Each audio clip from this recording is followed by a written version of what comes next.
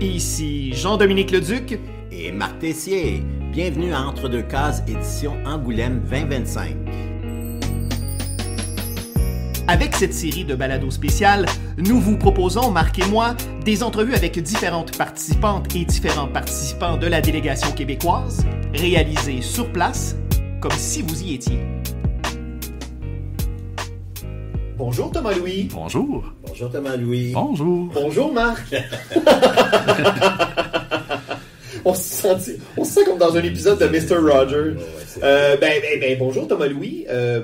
Merci de nous recevoir dans l'arrière-boutique du kiosque de l'UNESCO à Angoulême. Alors, on voulait évidemment t'attraper au vol. Tu es le directeur de l'organisme Québec BD, donc intimement lié à ce qui se passe ici au niveau de la délégation québécoise. On t'attrape au début du festival, donc c'est la toute première journée. On est...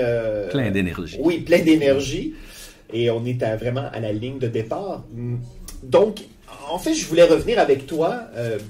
Tout d'abord, question large, Thomas-Louis. Qu'est-ce que Québec BD? Oui. Pour le bénéfice de nos auditrices, auditeurs, j'aimerais d'abord qu'on définisse qu'est-ce que Québec BD et son mandat. Oui. Québec BD, c'est un organisme qui est né du Festival de la bande dessinée francophone de Québec. Donc, un organisme qui, à la base, était uniquement un événement, mais qui s'est développé, qui a été créé, dans le fond, on a donné la nomination Québec BD à l'organisme pour refléter un peu plus ses actions qui dépassaient largement le festival. Le festival qui a été fondé en 1988, voilà. Donc à Québec, se déroule en avril. Ouais. Puis Paris-Cochet, la ville de Québec aussi. Dans le fond, ça représente tout le Québec. Pas uniquement la ville de Québec. Donc, au niveau des actions qu'on fait, c'est sûr que le festival est à Québec. On travaille de près avec la ville de Québec pour différentes actions, mais mon intérêt dans ce qu'on fait, c'est d'intégrer un peu les gens d'un peu partout. Donc, puis d'en faire bénéficier, même si on parle du pavillon UNESCO ici, où c'est la ville de Québec qui est invitée, c'est tous les auteurs du Québec qui sont présents à Angoulême qui peuvent y venir. Mais Québec BD, c'est sûr que actuellement, les actions qu'on fait en dehors du festival, c'est des choses, par exemple des expositions qui peuvent être itinérantes, des expositions extérieures de la ville de Québec.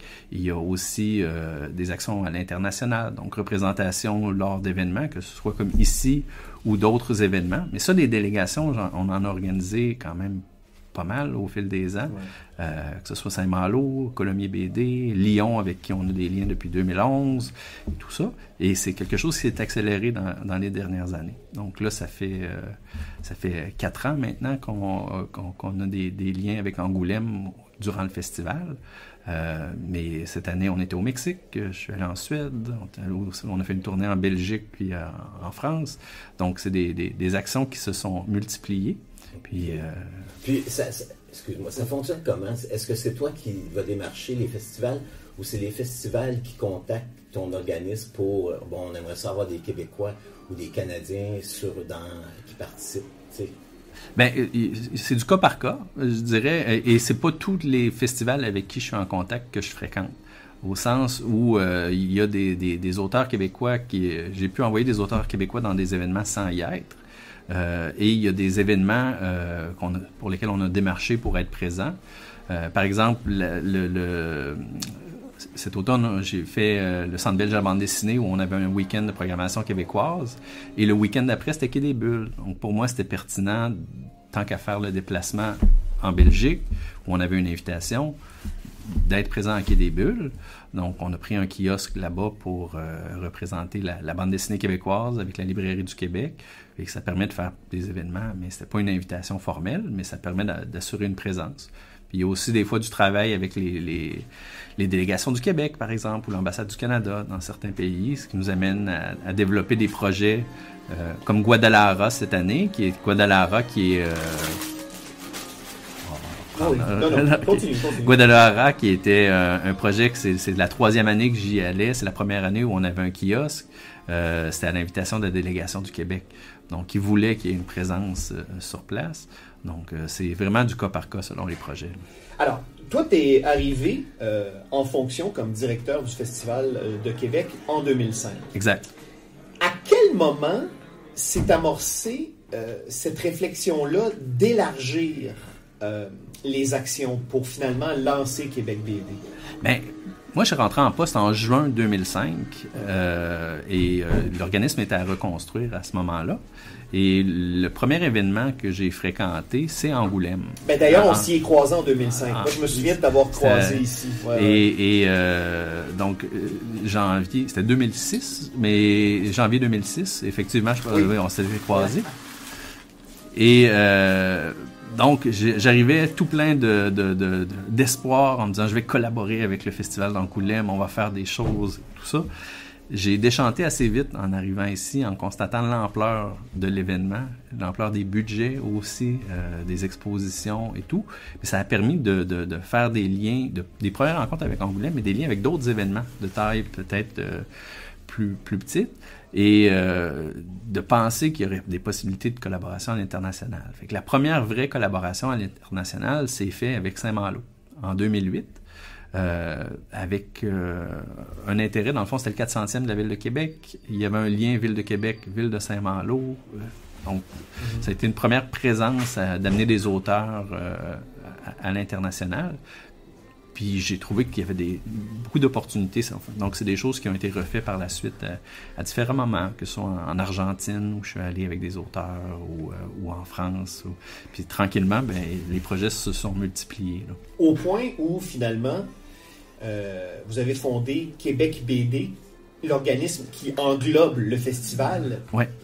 mais qui élargit, mais son mandat est élargi. Ce n'est pas seulement le festival. Non. Le festival est rendu un des éléments de l'offre. Puis c'était le fait de créer la nomination, si on veut, Québec BD, c'était pour éviter la question qu'on se faisait poser tout le temps quand on faisait des projets avec le Festival de la bande dessinée francophone de Québec. Ou si on faisait un événement ou une activité au mois de juillet, les gens nous disaient « Ah, c'est le festival! » Mais non, le festival est en avril, mais on avait des actions autres. Donc, on a créé cette entité-là, si on veut, là, en changeant de nom, pour représenter mieux, un peu, dissocier, si on veut, le festival de nos autres actions, pour simplifier les choses, là. Parce que le défi d'un événement comme un festival, c'est qu'il faut qu'il vive au-delà des dates où il a cours. C'est-à-dire que faire vivre un événement à l'année, parce que, en fait, un festival, le but ultime, c'est de dynamiser le milieu, c'est de susciter les rencontres. Donc, mais ça se passe pendant les 4-5 jours d'un festival. Mais les 300 quelques autres jours de l'année, il y a une difficulté à pérenniser et à faire vivre un événement à l'extérieur de ces dates. Oui, mais il y a des événements qui ne vivent que pour leur événement, qui travaillent à l'année. Moi, le festival, je ne l'ai pas fait à temps plein pendant longtemps. C'est quelque chose que je faisais en plus d'autres mandats. Ouais. Donc, du moment que je m'y ai consacré à temps plein, c'est sûr que d'avoir des actions à l'année puis des projets, ça permet d'assurer des salaires, ça permet de dynamiser le milieu. Alors là, Québec BD est fondé en 2016. Québec BD, je crois que de mémoire, c'est ça. Bon, alors là, on est en 2025, l'événement a presque 10 ans, pas l'événement, mais l'organisme a presque 10 ans. Mais dans le fond, c'est le même organisme pour lequel on a changé le nom seulement. Mais l'entité Québec BD, donc, va célébrer l'année prochaine son 10e anniversaire. Oui. Alors, quels ont été les défis auxquels tu as fait face comme directeur et l'équipe? Parce que, oui, la bande dessinée se développe au Québec. Elle est de plus en plus présente dans les médias.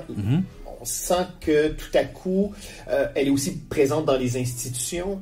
Oui, il y a un engouement qui est notable par rapport en 2005, quand j'ai commencé, où c'était un peu anecdotique, la bande dessinée. Tout à coup, ça a été pris au sérieux par la quantité, la qualité de ce qui se produit. Les institutions s'y sont intéressées, les autres événements aussi.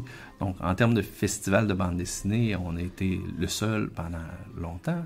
Oui, c'est le plus vieux festival, celui qui a la plus longue vie, en fait. Puis, des événements comme Gatineau, qui sont là depuis longtemps. Montréal aussi, qui s'est fait une place enviable, dans le fond, sur le paysage des événements à Montréal. Ça c'est une grosse évolution. Mais ça amène aussi, par exemple, on travaille très proche avec le Salon du livre de Québec. Et là, c'est rendu que les autres salons du livre, vu la popularité de la bande dessinée, commencent à se dire, nous aussi, on veut. Donc, il va y avoir une multiplication des événements autour de la bande dessinée. C'est comme Trois-Rivières, mais des fois, c'est trop, c'est juste opportuniste. Dans le sens que je t'écoute, puis je trouve ça intéressant parce que c'est où tu veux grandir, parce que moi, je commence à voir les limites comme du Festival de BD de Montréal, que, tu sais, puis il parle aussi en Angoulême, il y a un petit peu des trucs, c'est prendre des commanditaires, tout le temps grossir, cette idée-là de grossir. Puis, il me semble que c'est intéressant aussi de se diversifier, comme tu parlais, toi, de faire un fonds, d'avoir un musée, pouvoir avoir un endroit pour exposer des planches. Il y a des choses importantes au Québec que par ces affaires-là, ça serait pas comme le Festival de BD de Montréal. Je les ai parlé de faire une expo de Jules Lucet, ils ont essayé, ils ont dit ils n'ont pas d'argent, tu sais. Mais c'est sûr que les sous, c'est un enjeu, puis c'est un défi, au-delà de ce que je disais, la multiplication des événements. On le voit particulièrement cette année, il y a des festivals dans d'autres domaines qui tombent, les théâtres coupent leur programmation, les organismes. Justement, j'imagine que Québec BD fait face à des défis de taille, parce que j'ai l'impression qu'on vit à une époque où on est à la jonction d'un paquet de choses, notamment politiques, où là, on resserre la vis. Ouais. Alors, on sent que ces dernières années, Québec BD a pris une tangente, a épousé cette espèce d'ouverture du médium. Mais il ne faut pas prendre ça pour acquis pour autant. Non. Mais le fait de multiplier les projets, c'est un peu pour assurer la continuité de ce qu'on fait. Parce que d'amener des projets permet de faire croître l'équipe, d'amener des budgets aussi autres, parce qu'on peut dégager certains budgets d'un projet pour les appliquer à d'autres lorsque possible. Fait que ça donne une situation financière qui est plus stable. Si on n'avait que l'événement, je pense qu'actuellement, on serait dans des situations qui seraient... C'est donc dire, pour rebondir sur ce que Marc a dit en évoquant le musée, j'ai l'impression qu'une des clés, c'est la médiation. Oui. Donc, c'est la multiplication d'événements, mais avec un angle de médiation, d'éducation. Oui, puis au-delà du festival. Oui, de conservation. De conservation aussi, évidemment, avec un musée. On pourra y revenir, mais au niveau de la médiation, on a travaillé beaucoup avec la Ville de Québec pour de l'animation dans les parcs l'été, avec la BD-Tech Mobile, d'être dans des événements et pour amener la bande dessinée chez les gens, de leur donner des ateliers, tout ça, donc qui ne sont pas dans un cadre d'événement, qui sont gratuits, on va rejoindre le public. Puis dans le festival, c'est un peu ce qu'on fait aussi, où on est dans une trentaine de lieux. Donc oui, on a le pôle du Salon du Livre, où on vend les livres, il y a de l'animation, mais on est dans le Musée des Beaux-Arts, qu'on développe de plus en plus, Musée de la Civilisation, puis dans la Maison pour la danse, et un peu partout, pour amener la bande dessinée vers d'autres publics. L'idée du musée, de mon côté, c'est quelque chose que je pousse depuis longtemps. L'idée de la constitution d'un fonds, puis d'intéresser les instances publiques, mais aussi d'autres partenaires potentiels, que ce soit le Musée de la Civilisation, le Musée des Beaux-Arts à Québec et d'autres avec qui j'ai poussé longtemps l'idée de construire des choses. Tu as amené quelqu'un avec toi pour aller étudier un petit peu comment... Parce qu'hier, on a fait... Jean-Dominique a fait le don d'une planche de Pierre Fournier, puis on a vu plein d'originaux incroyables, de Moebius. Ils ont sorti des Julie Doucet, il y avait Gasoline Alley, puis du Schultz, du Charlie Brown, Puis moi, c'est tout le temps, on parlait avec Stéphane de Marbellé de la délégation 2000, puis c'était une exposition d'originaux qu'il y avait à Angoulême. Puis là, je vois bien qu'avec les coupures de budget, on a plus des expositions de panneaux, plus des originaux. Mais les originaux, ça a quelque chose de magique, d'incroyable, qui est fort. Puis je pense que ça, des fois, je trouve que ça manque un petit peu, tu sais. Ouais. Qu'on retourne à ça, qu'on mette l'emphase sur des choses créées avec des mains, pas des choses imprimées qui sont, tu sais, qui est un petit peu loin de ce qui était à l'origine. Mais il y a la magie, et puis c'est que même au musée de la bande dessinée où vous êtes allé, l'exposition sur Marvel est une exposition où il y a des facsimilés. Oui. Et quand tu le regardes, si tu ne lis pas les cartels, tu vois pas qu'il y a des facsimilés tellement c'est bien fait. Ben, là, ça dépend desquels, mais c'est assez surprenant. Parce que des fois, des originaux, c'est que tu vois les défauts, tu vois le petit blanc pour corriger, tu vois toutes sortes de choses. Puis c'est ça qui rend ça humain. Puis ça, c'est ça que je disais à Jean-Dominique, quand j'étais petit, j'ai vu une expo à Drummondville d'originaux de la BD Franco-Belge, de Spirou, de Franquin. Puis là, la première fois, je voyais qu'il y avait des petites ratouches, on travaillait avec du blanc. C'est pas parfait. Puis en même temps, le fait que c'est pas parfait, tu le voyais, Ouais. Tu disais, peut-être je suis capable parce que, tu sais, puis il y a quelque chose là-dedans qui encourage, qui pousse à en faire plus. Tandis que quelque chose, des fois, des panneaux informatifs, c'est un autre domaine. C'est un autre domaine, mais ça permet une circulation dans les bibliothèques. Ça permet bien des choses que les originaux, c'est plus compliqué. Ouais. Et de plus en plus, parce que le coût assurance, le coût d'encadrement, c'est très cher. Puis souvent, dans des lieux publics, il n'y a pas de sécurité.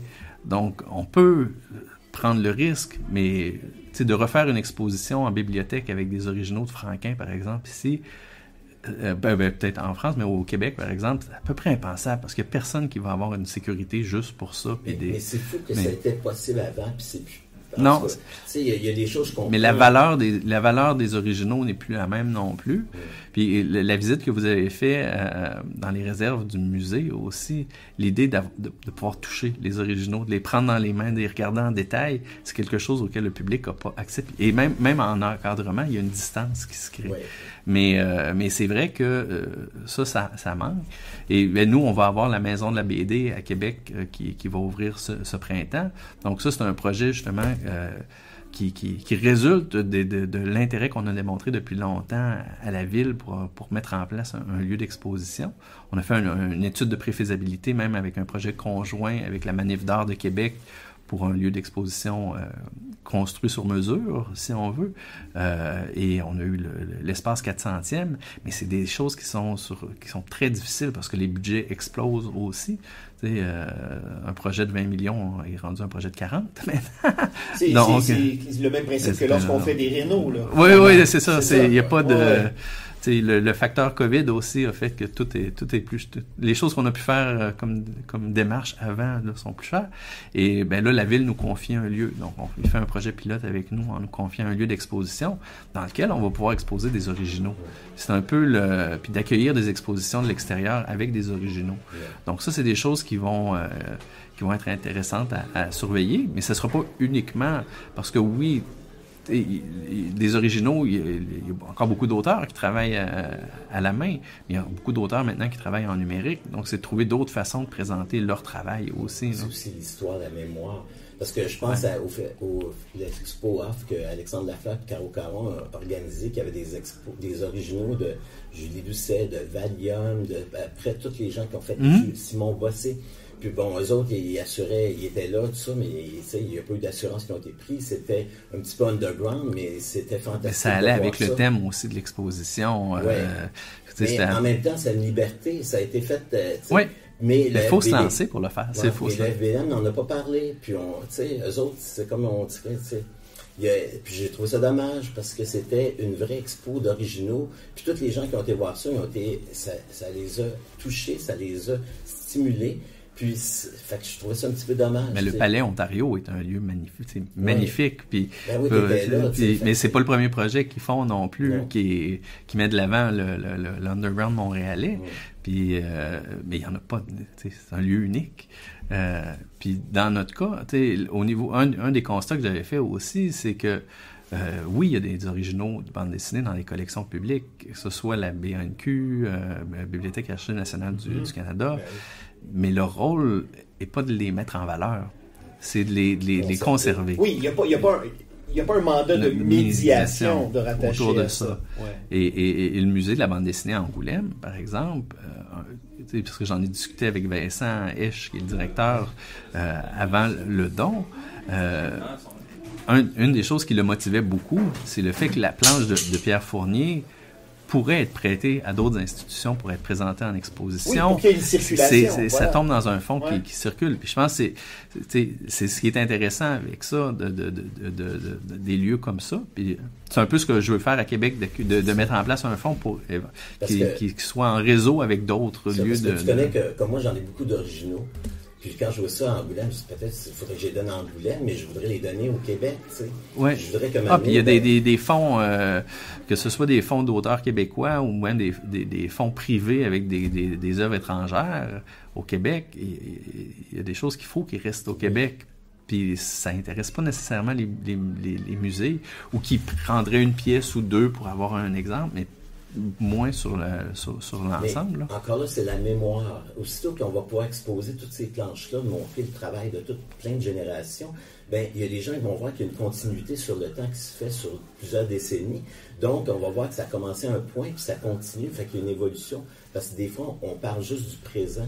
Puis c'est intéressant encore là de travailler là-dessus. Et je vais vous donner un exemple. Je suis en train de travailler sur une exposition sur Raoul Barré.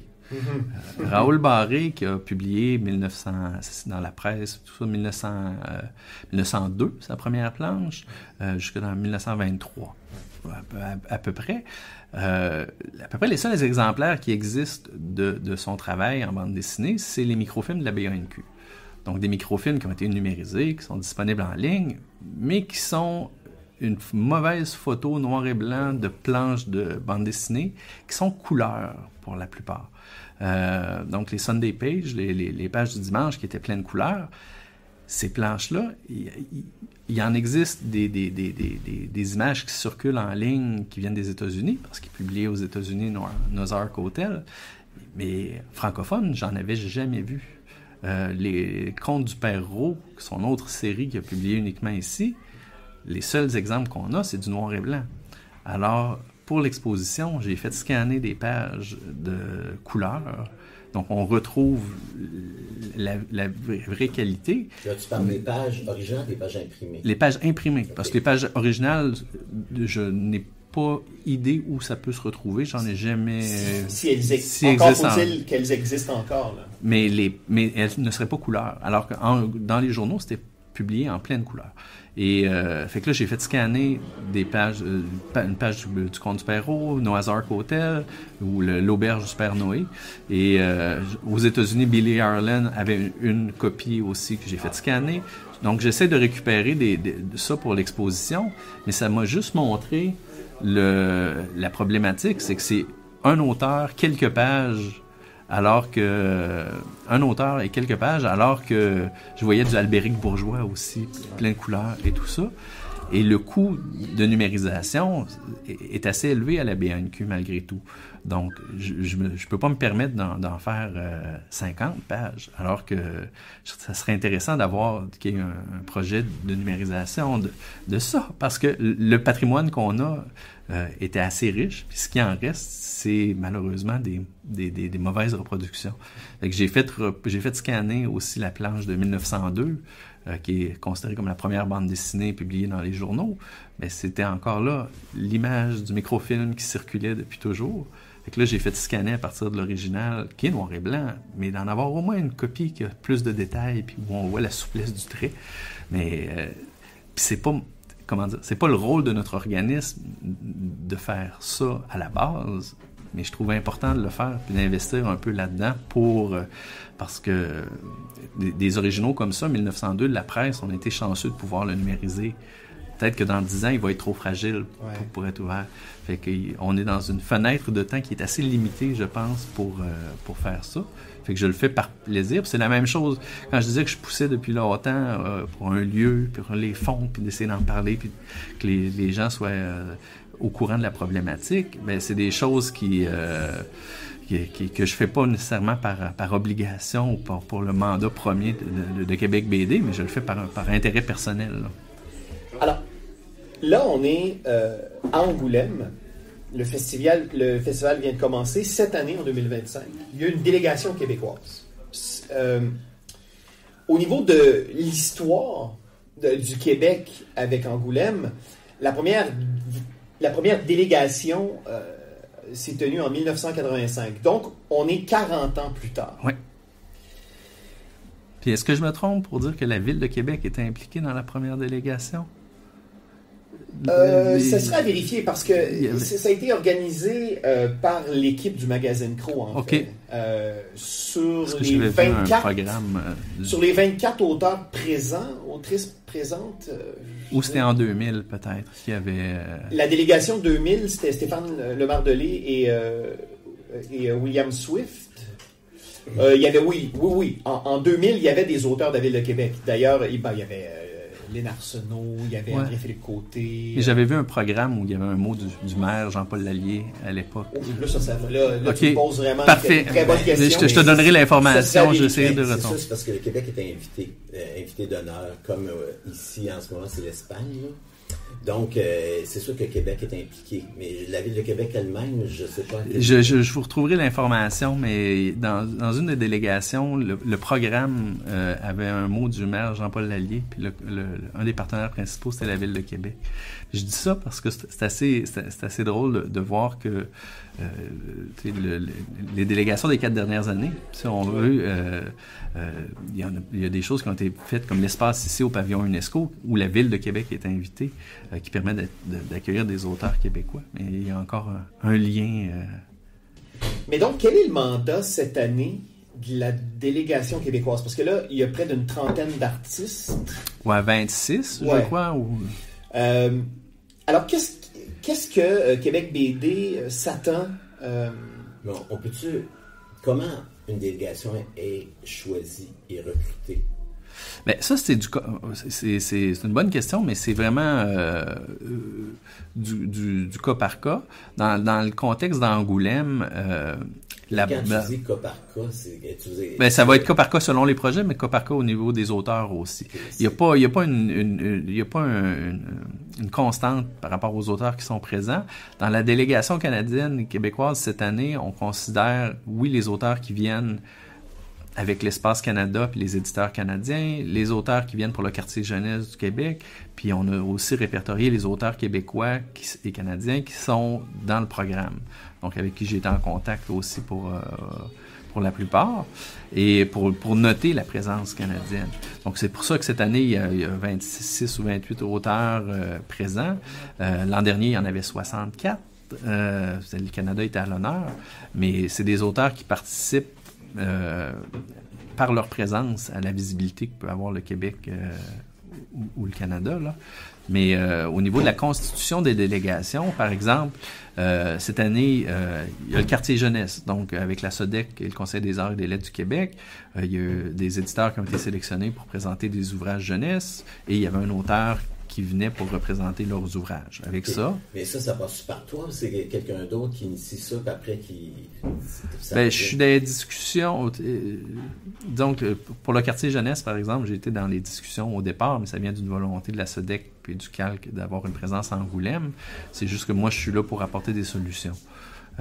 Au niveau de l'ambassade du Canada, qui est présente depuis 2021 à Angoulême. Donc, il y a eu une première visite en 2019 de gens de l'ambassade du Canada avec qui j'avais fait le tour du festival. Puis, en 2021, il y a eu une première présence en ligne parce que le festival était en numérique. Donc, le Canada était au marché des droits. Il y avait un mois spécifique qui était le mois d'avril, où c'était le mois Canada. Et il y avait eu un webinaire que Jean-Dominique avait animé d'ailleurs, qui avait été présenté dans ce cadre-là. Et la première présence physique, c'était en 2022. Donc, 2022, le Canada avait un kiosque au marché des droits, puis le kiosque à la Bulle Nouveau Monde. Là, les auteurs, c'est les éditeurs présents qui les sélectionnaient. Il y a d'autres avec qui on démarchait pour obtenir du financement aussi. Puis c'est ça. Chaque année est différente, mais l'idée, c'est, comme cette année, au niveau du Stand Canada, les éditeurs s'inscrivaient et recevaient des lettres d'appui pour qu'ils puissent aller chercher du financement pour être présents.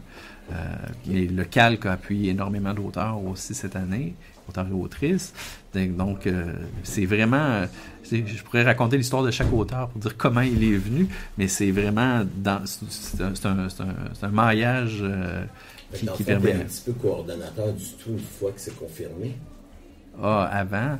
Dans le fond, moi, avec l'ambassade du Canada, on a commencé en juillet à mettre ça en place. Avec la SODEC, ça s'est présenté plus tard, mais étant donné que je suis là depuis quelques années à collaborer à cette présence-là, j'ai les contacts au niveau du festival lui-même, des gens qui sont en charge des différentes zones. Puis ça permet de faciliter par la suite la présence. Mais justement, moi, je vais en revenir au but de la présence. Pourquoi? Aux objectifs, aux mandats et aux retombées. Là, on ne peut pas parler de retombées puisqu'on est au début du festival, mais on peut comparer par les années passées. Si je regarde, par exemple, Michel Quintin, qui était de la première présence en 2022, cette année, on a un nombre très grand de rendez-vous et tout ça, et eux constatent que de venir d'année en année, le réseau s'agrandit et ça devient de plus en plus profitable d'être présent. Donc, ça permet à des structures éditoriales qui ne sont pas distribuées en Europe de tisser des liens et ultimement d'arriver à percer ce marché. Oui, puis on le voit, ça peut passer par se trouver des avenues de distribution, parce qu'il y a des éditeurs, que ce soit Distribution Nouveau Monde, avec la Librairie du Québec qui va distribuer certains éditeurs, ou de venir ici pour chercher de la coproduction ou de la vente de droits. Je pense à Géant au pied d'argile, qui est chez Moi le graphique au Québec et qui est publié chez Sarbacane ici. Quand Marc McGuire et Alain Chevalier sont venus en 2023, ils ont pu participer à Shoot the Book, ils ont pu faire des liens, et c'est des choses qui, je pense, découlent de cette présence-là. Mais c'est sûr que l'impact à Shoot the Book, ils ont été forts, puis ils ont, je dirais, en bon québécois, ils ont clenché les autres. Ben, parce que c'était les auteurs, le sujet, puis c'était les auteurs qui étaient là et qui parlaient avec passion de leurs livres, alors que je pense que les autres, c'était les éditeurs qui faisaient la promotion. Fait que des fois, c'est une façon de le présenter aussi, mais... C'est drôle parce qu'après, ils ont parlé d'amener les auteurs à présenter leurs livres plutôt que les éditeurs. Fait que c'est une réflexion qu'ils ont fait après avoir vu le succès de Marc Palin. Ouais. Mais en même temps, Marc Palin s'était préparé, puis je pense que c'est aussi le sujet. Moi, j'étais là, je les accompagnais, puis beaucoup des présentations, je trouvais ça des dérivés de choses qu'on a entendues 10 000 fois. Ouais. Fait que peut-être qu'ils n'ont pas bien ciblé, parce que cette année, j'ai regardé, puis c'était beaucoup plus intéressant la sélection. Fait que je pense qu'ils sont raffinés. Là. Mais tu sais, c'est important aussi de dire qu'on ne fait pas le travail des éditeurs ici. C'est de donner l'opportunité ou de créer les occasions pour que les éditeurs eux démarchent, eux fassent des rencontres et tout. Cette année, il y a l'ambassade du Canada a engagé quelqu'un pour donner une aide aux éditeurs pour multiplier les rencontres, mais c'est la première année où ça se fait comme ça. Habituellement, il y a un appui, il y a une présentation des réalités, comment ça se passe, mais après ça, les éditeurs doivent démarcher eux-mêmes. Que ce soit l'ambassade du Canada ou la SODEC ou tout ça, personne ne se substitue au travail que l'éditeur doit faire. Puis chacun profite de l'occasion comme ils le veulent. Un éditeur pourrait venir ici, puis à la limite en touriste, et il y en a d'autres qui vont le faire très sérieux avec des rencontres cordées. C'est un peu comme les auteurs les auteurs qui viennent ici, autrices, ils peuvent démarcher auprès des éditeurs, ils peuvent faire ou seulement venir pour mais c'est signer, ce qui est souhaitable au final, parce qu'on ne vient pas ici pour faire la fête. Là. Je veux dire, c'est bien de faire des dédicaces. Entre autres. Mais je pense, oui. Et c'est correct. On appelle ça du réseautage. Oui. Et c'est correct de fraterniser aussi et de réseauter. Oui, tout à fait. Mais parfois, les gens ont cette idée que dans un festival, c'est... On dédicace 1 heure et puis après, c'est parti, on bourlingue, on s'amuse. À la limite, ça peut être ça, mais je trouve ça malheureux que si quelqu'un ne profite pas de son séjour ici pour se créer des liens, bâtir son réseau, des fois, il passe à côté de quelque chose. Parce que faut dire que le Festival Angoulême rassemble des intervenants partout dans le monde, que ce soit l'Asie, les États-Unis, l'Amérique du Sud, l'Afrique. Il y a des gens de partout. Donc, un auteur qui veut se faire un réseau, être invité ailleurs pour présenter son livre, un festival comme Angoulême, c'est l'endroit idéal pour se faire des liens, repartir avec des invitations, rencontrer des éditeurs. Mais encore faut-il prendre le temps. Puis, c'est quand même du travail. Là. Oui. Parce que moi, je l'ai fait, puis faut que tu prennes des rendez-vous, faut que tu ailles là, faut que tu pêches ton livre, puis c'est assidu. Là. Il y a une question de personnalité des gens. Et on parlait de faire la fête et tout, mais pendant longtemps, les meilleures rencontres que j'ai faites se faisaient à partir de 11h le soir, autour d'un verre à l'hôtel Mercure, où tu rencontres des gens par hasard. Mais au préalable, il y a un travail de réseautage qui se fait, au moins. Oui, il y a du réseautage. Oui. C'est d'avoir déjà une base de réseau qui t'amène à rencontrer d'autres gens. Mais ça, c'est correct de fraterniser puis de faire la fête. Évidemment, c'est correct. Puis, comme tu dis, il y a parfois des accords qui se passent, des ententes qui se signent. À des heures pas possibles. Oui, voilà. Et c'est correct. Oui. Mais voilà, moi, on m'a dit, mais là, tu t'en vas en Angoulême, mais qu'est-ce que tu t'en vas faire là-bas? Les gens font la fête. Tu dis, non, attends, c'est un festival, il y a beaucoup de travail. Oui. Et voilà, c'est une extraordinaire fenêtre pour un artiste ou pour une structure éditoriale, ou en tout cas différents intervenants du milieu, de tisser des liens et d'élargir la pratique. Mais il faut se préparer avant de venir. Faut se préparer. C'est sur place. Oui. Ça s'improvise pas. Puis sur place, avoir une flexibilité, parce que d'avoir un horaire de premier ministre, ici, c'est le festival des rendez-vous manqués, et parce que les gens sont pris, tout ça, et si tu donnes pas la liberté de nouvelles rencontres, parce que tu vas croiser des gens, un éditeur intéressant, mais si tu n'as pas le temps de le rencontrer sur les 2 jours parce que tu as trop de choses de prévues, tu passes à côté d'opportunités. Donc, séance de dédicace, mais ça peut être différents types de rencontres. Là. Mais il faut se... OK, je peux te faire une petite parenthèse. Quand tu parles de rencontres, il y a un aspect intéressant aussi de mise en valeur des auteurs, de leur travail, mais il y a l'exposition. Il y a peut-être les séances de dédicace, mais moi je mettrais ça. Puis il y a aussi des rencontres, des discussions devant le public, tout ça. Puis des fois, il pourrait en avoir un petit peu plus à ce niveau-là, parce que on arrive ici des fois où on est perdu dans une mer de monde, là, surtout à partir d'événements. Bien, pour les gens qui ne sont pas venus à Angoulême, vous en avez peut-être parlé, mais c'est un festival qui est éclaté. Il y a le musée de la bande dessinée et la bulle du marché des droits, c'est plus d'1 kilomètre de distance avec une côte qui rappelle Québec, Hauteville, Basseville.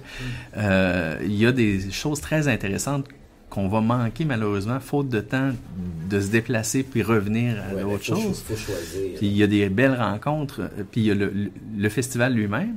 Et il y a tous les à côté. C'est le pavillon UNESCO où on est présentement, ça ne fait pas partie du festival.